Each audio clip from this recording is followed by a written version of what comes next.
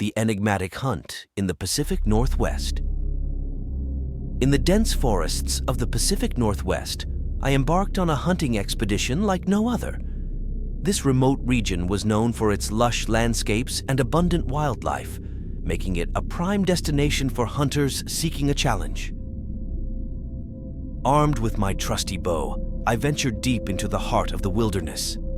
As I trekked through the towering evergreen trees, the forest seemed to close in around me, creating an eerie atmosphere. The air was thick with mist, and the sounds of rustling leaves and distant animal calls added to the mystique of the surroundings. With each step, I felt as if I were being watched, an unsettling sensation that heightened my senses. It was as though the ancient spirits of the forest were observing my every move. Despite the unease, I pressed on, determined to track down a majestic buck. As the day turned to night, the forest took on a more sinister tone. Unfamiliar and eerie sounds echoed through the trees, a combination of low growls and ethereal whispers that sent a chill down my spine. I no longer felt alone in the wilderness. Suddenly, I spotted a pair of glowing eyes in the darkness, and my heart raced with anticipation. But as I drew my bowstring and aimed, the creature before me revealed itself, a massive and elusive wolf, its fur mottled with moonlight. The wolf stood there, unmoving, its piercing gaze locked onto mine. It was a moment of profound connection between predator and prey, a reminder that in the wild, nature held secrets and mysteries that could never be fully understood. The haunting night in the Ozarks.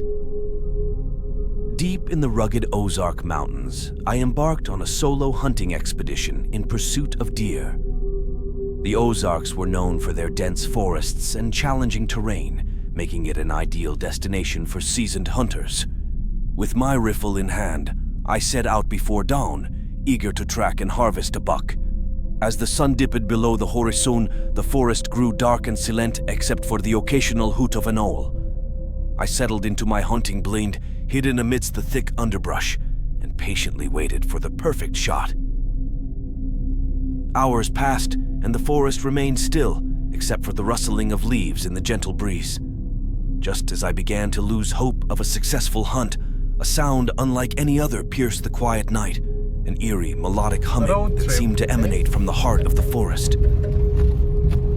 Curiosity piqued, I ventured deeper into the woods, following the haunting melody. It led me to a small, moonlit clearing, where I beheld a sight that defied explanation. A group of ethereal, luminescent figures danced in the pale moonlight, their movements graceful and hypnotic. I watched in awe and disbelief as they swayed and twirled, their presence both enchanting and unsettling. The hum of their otherworldly song filled the air, sending shivers down my spine. It was a surreal and haunting experience that left me questioning the boundaries between the natural and supernatural world. The mysterious night in Michigan. In the sprawling wilderness of Michigan, I embarked on a hunting journey that would forever etch an indelible memory in my mind. At the tender age of 14, I was no stranger to hunting, but this particular expedition would take an unexpectedly eerie turn. It was a crisp evening in November, and I was alone in the woods, a rite of passage in my family.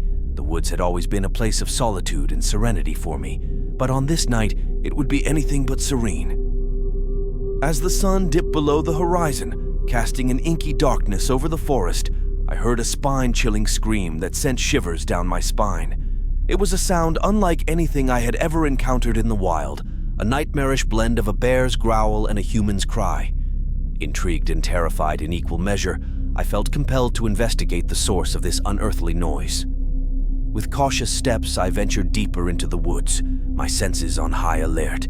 Each rustling leaf and snapping twig heightened my uneasy. Eventually, I stumbled upon a clearing, bathed in the pale moonlight. What I saw in that clearing would haunt my dreams for years to come, a towering, shadowy figure. It stood there, tall and imposing, its features shrouded in darkness. I couldn't discern its face, but its presence alone sent a chill coursing through my veins. I had stumbled upon something inexplicable and otherworldly, the remote Maine cabin. In the vast wilderness of Maine, I have a yearly tradition of renting a cozy cabin via Airbnb for my hunting expeditions. This remote cabin, nestled deep in the woods, serves as my sanctuary, a place to escape the hustle and bustle of everyday life. Given the infrequency of my visits, purchasing a property of my own didn't seem practical, so renting the cabin for a brief annual retreat was my preferred choice. One November evening, I arrived at the cabin under the cover of darkness. The absence of ambient light and the haunting silence of the forest sent shivers down my spine. It was this eerie quiet, devoid of the usual chirping of crickets and buzzing of insects, that made the experience all the more unsettling.